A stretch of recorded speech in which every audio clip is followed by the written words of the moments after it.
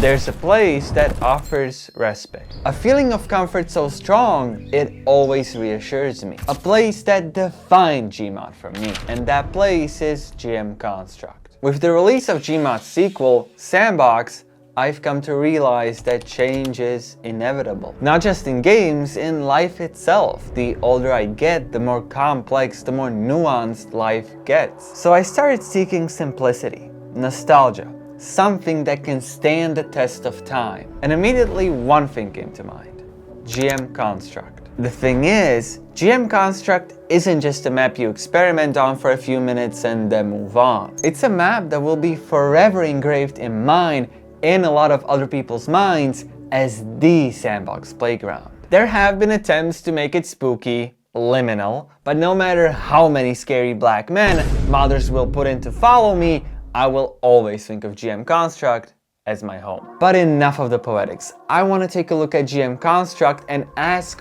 why. Why do so many people, me included, love this map so much? It would be easy to chalk it up to nostalgia, but it's much more than that. The sheer effort that was put into this seemingly innocent map is shocking. Just take a look at Sandbox's version of GM Construct. It's about 10 times worse. There's a lot less detail, there's just one big structure and there's nothing on the horizon. Yet somehow, the original GM Construct is 20 years old and still better. And that's one of the things that makes it special. Because throughout these years, it has gone through 11 different versions, finally reaching its current state in 2013. When you compare one of the older versions to the current one, it's night and day. Yet they had no reason to keep improving it. GMod is based on user-created maps, not pre-made ones like Construct or Flatgrass. But they kept perfecting it until we finally got GM Construct 13. It practically grew up alongside the players. It wasn't just an afterthought added to GMod, so players have somewhere to experiment. GM Construct is GMod. So let's take a small tour. Immediately as the map loads, you are met with a staggering amount of details. The calming ambience, the beautiful blue sky, the houses and hills surrounding you from every side. This isn't just a map for you to play on. This feels like a genuine place, like a real location. That's why people love saying that GM Construct is haunted, liminal. It feels lived in. It almost manages to convince you that it's usually full of people, that it's empty just right now. And we haven't even made the first step. Just standing here from this exact point of view fills me with memories. But we have to move on. Nostalgia can only get us so far. Now if you pay attention, you'll start to notice little nooks and crannies that you can actually explore. The balconies right next to spawn can be reached with a little bit of creativity, or just no clip. You can go all the way to the top, which actually hides a pretty big room. And the balcony is perfect for putting down a chair and contemplating the point of life. Across from you stands another skyscraper, which only has one accessible floor. But if you peek at the windows, you'll quickly realize it actually has not one, not two, but 5 accessible floors. Also,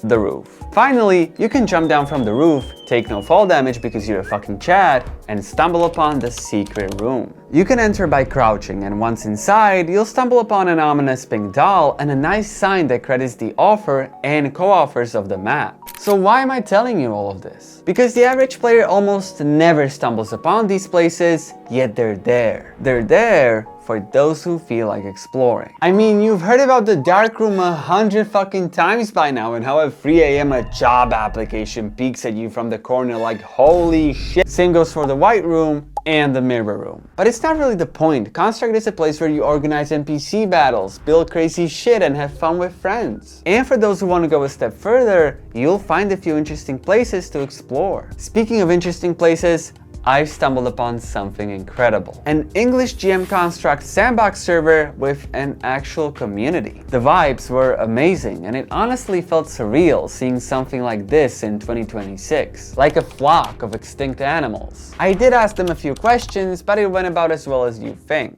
Is mayonnaise an instrument?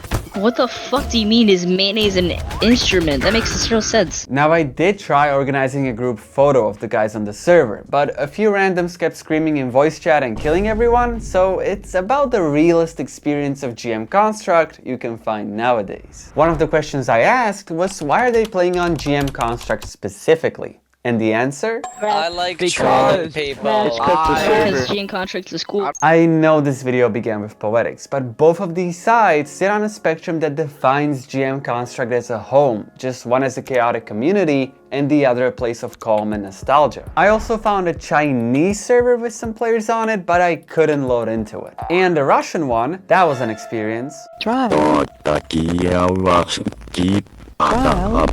Still, Sandbox wasn't the only game mode people played on GM Construct. Although it was quite a few years ago, I remember playing Murder and Zombie Survival on it as well. Those specific spots I mentioned, they became perfect as chokeholds and hiding spots in these game modes. Unfortunately, it seems like these servers are long gone. These two pieces of footage I found on YouTube are over 10 years old. I can only hope that Construct Sandbox lives on for a few more years, but even if it doesn't, it will live on in our memories. And maybe one day we'll get a proper remake of Construct in Sandbox, once that game stops being a burning dumpster fire. Thanks for watching, please like and